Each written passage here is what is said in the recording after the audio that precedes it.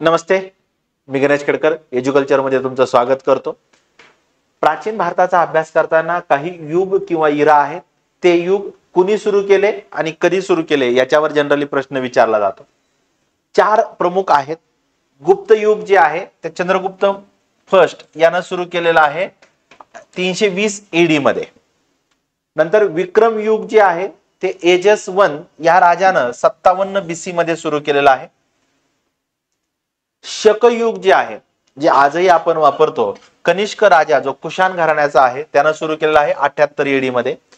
जर आज आपलं आता शकयुग आज आपलं 2025 हे चालू आहे। आज आपलं ग्रेगरियन कॅलेंडर आहे जे आपलं नॅशनल कॅलेंडर आहे। पण आपल्या कॅलेंडरवर तुम्ही पाहता शके 1947 दिसतं।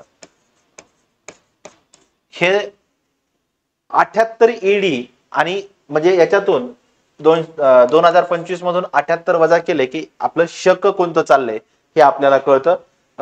ते एक लक्षात ठेवता येते। हर्षयुग हर्षवर्धन जो वर्धन घराण्याचा आहे त्यानं सुरू केलेला आहे 600 AD मध्ये, हे आपल्याला पाहता येतं। त्यातले विक्रम आणि शक हे दोन जास्त महत्त्वाचे आपल्याला पाहता येतात। चालेल, आज आपण इथं थांबूया। थँक्यू।